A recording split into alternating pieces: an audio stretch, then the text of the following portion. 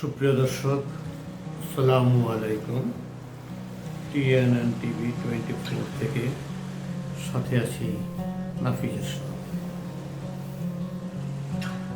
বৈষম্য বিরোধী ছাত্র আন্দোলনের সমন্বয়ক নাহিদ ইসলাম ও আসিফ মাহমুদ সহ 3 সমন্বয়কারী শিক্ষার্থীকে ঢাকার গোয়েন্দা পুলিশ নিয়ে গেছে। শুক্রবার বিকেলে অথবা সন্ধ্যায় তাদের নেওয়া হয়। ডিএমপির গোয়েন্দা প্রধান হারুনুর রশিদ গণমাধ্যমের কাছে দাবি করেছেন, নিরাপত্তার জন্য তাদের গোয়েন্দা কার্যালয়ে নেওয়া হয়েছে। এর আগে রাজধানীর এক হাসপাতালে চিকিৎসাধীন অবস্থায় ছিলেন নাহিদ ও আসিফ। সেখানেও আইন শৃঙ্খলা বাহিনী কঠোর নজরদারিতে রেখেছিলেন তাদের। এই খবরটি জানিয়েছে ডেইলি স্টারের অনলাইন। ডেইলি স্টার জানিয়েছে, নাহিদ ও আসিফের কেবিনে কাউকে দেখা পর্যন্ত করতে দেয়া হচ্ছে না। এমনকি গণমাধ্যমের সঙ্গেও তাদের কথা বলতে দেয়া হচ্ছে না। 4 দিনের আলটিমেটাম শেষ হওয়ার পর 25 জুলাই বৃহস্পতিবার তাদের নতুন কর্মসূচি ঘোষণা করার কথা ছিল।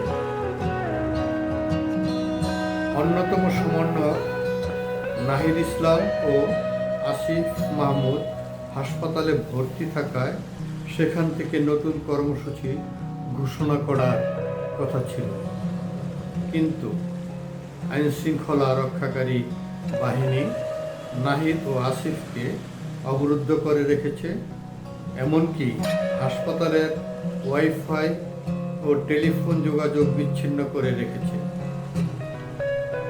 এ কারণে নিজেদের মধ্যে তারা যোগাযোগ করতে পারছিল না। এই সমস্ত কারণে নিজেদের যে সহপাঠী আছে, শিক্ষার্থী আছে, যারা আন্দোলন করেছে কোটা সংস্কার বিষয়ে, তাদের সাথে যোগাযোগ করতে পারছিল না নাহিদ এবং আসিফ।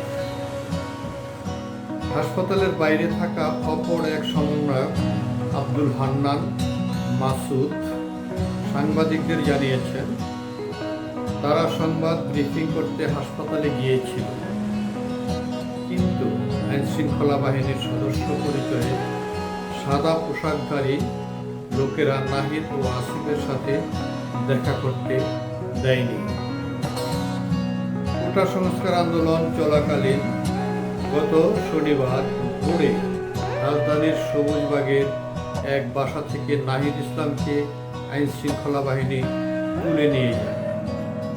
পরদিন বাম উরু ও কাঁধে প্রচণ্ড ব্যথা এবং গভীর ক্ষতসহ নাহিদকে পাওয়া যায়। এর আগে একই বাহিনী আসিফ মাহমুদকে অপহরণ করে 5 দিন পর তাকেও পাওয়া যায়। তবে এই 2 শিক্ষার্থী সমন্বয়ককে গ্রেপ্তার বা তুলে নেওয়ার কথা অস্বীকার করেছে আইন শৃঙ্খলা রক্ষা বাহিনী। তারা যে তুলে নিয়েছে এবং এই তুলে নেওয়ার বিষয়টি তারা গণমাধ্যমের কাছে অস্বীকার করেছে। এদিকে 25 জুলাই বৃহস্পতিবার রাতে কোটা সংস্কার আন্দোলনের অন্যতম সমন্বয়ক আব্দুল হান্নান মাহমুদ এক প্রেস বিজ্ঞপ্তির মাধ্যমে নতুন কর্মসূচি ঘোষণা করেছেন। ঘোষণায় কোটা আন্দোলনে নিহতদের জন্য শুক্রবার সারা দেশে প্রার্থনার কথা বলা হয়েছে। এছাড়া আন্দোলনে ছাত্রলীগ আইন শৃঙ্খলা বাহিনীর সঙ্গে সংঘর্ষে আহত প্রায় 15,000 শিক্ষার্থীর চিকিৎসা নিশ্চিত করতে সারা দেশে জরুরি স্বাস্থ্যসেবা দল গঠনের সিদ্ধান্ত নিয়েছে বৈষম্য বিরোধী ছাত্র আন্দোলন।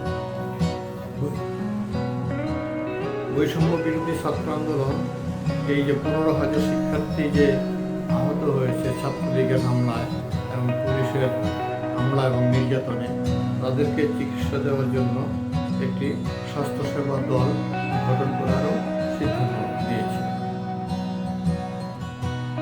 দর্শক, ভালো ভালো থাকবেন।